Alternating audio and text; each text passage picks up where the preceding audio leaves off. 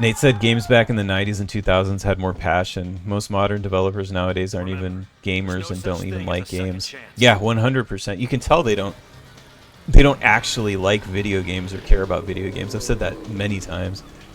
Um, it's super clear by the fucking shit they make. It's not just video games too. It's one of those things where it's like it's also, that's why movies suck and that's why music sucks and whatever. It's this thing. I brought this up before. It's like you can tell that they don't actually care about the things that they're making because they just want either to be famous or they want an easy job, and they think that being in a creative field is just going to be an easy job, easy money, like whatever, right?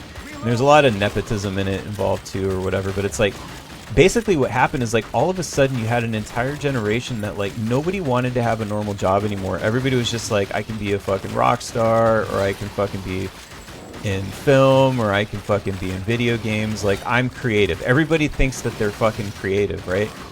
And like, you're talking to somebody who's actually creative. I'm in a musician. I'm in a band. Like, I'm actually a creative person. Not everybody can fucking do it. You know what I mean?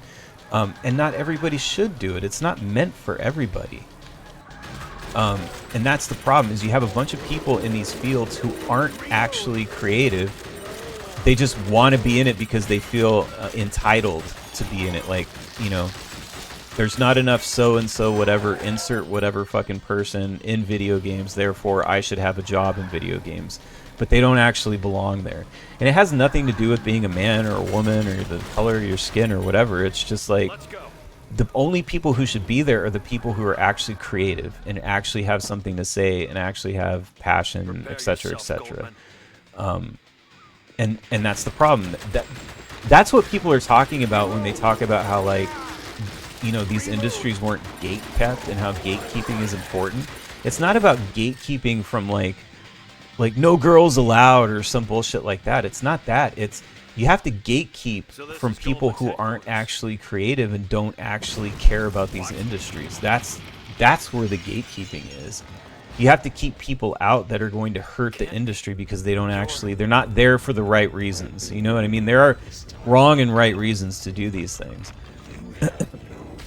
But, look where we are. Again, that's why we are where we're at. But yeah, I think a lot of this stuff is going to start to change because, like especially now because on top of everything else, it's like now you have like all the AI slop on top of everything. So it's like, I think what's going to end up happening is like you're going to see people who are going to start craving, shit that's real, from like, movies to music, all of it. But particularly, I think you're going to start seeing it in film and music, where like people are going to be so fed up with like all this AI stuff that it's like, if you're somebody who can do it and you can do it real, like you're going to be a hot commodity. So I think it's important that people kind of keep up with their craft and don't rely on AI and don't use it, because at least in creative fields, because it's going to turn around. Mark my words. People like me are going to end up being a lot more appreciated, I think, over the next decade or so.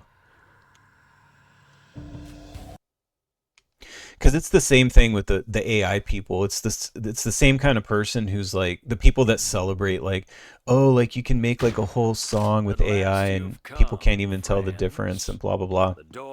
The people who celebrate that are like the same kind of people. It's like you don't belong in these creative fields because you've never created anything in your life. Not really.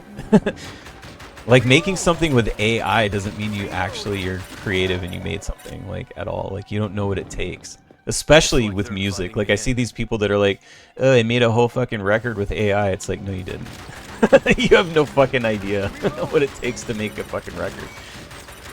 And that ain't it. I'm telling you right now. I'm in the middle of making one right now. Like,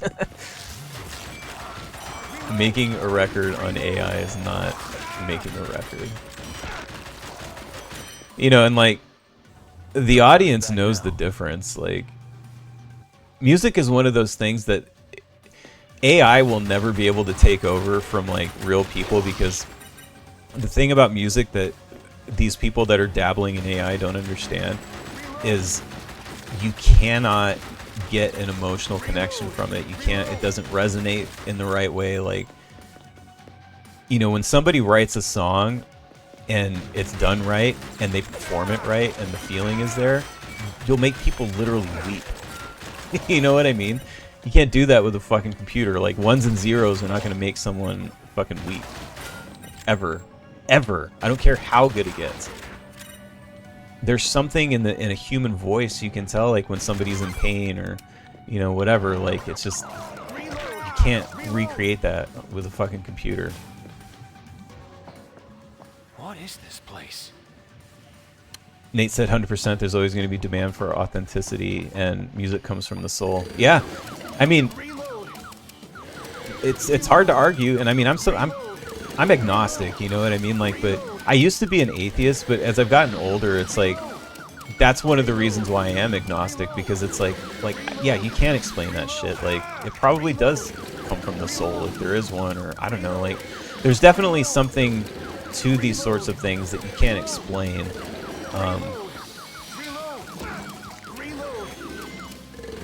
Especially like, you know, just like creating and stuff. It's like, if I was just like a fucking animal and like that's all I was, like there's no way that like I could make the things that I make.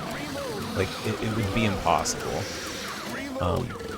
And also, like, again, like I think like human beings can recognize, they recognize and crave authenticity, you know what I mean? And like the fact that we can get emotional from music, or, you know, even like a film, like if somebody portrays something right acting or whatever, it's like there's these connections, and it's like, because we're more than just like fucking beasts, you know.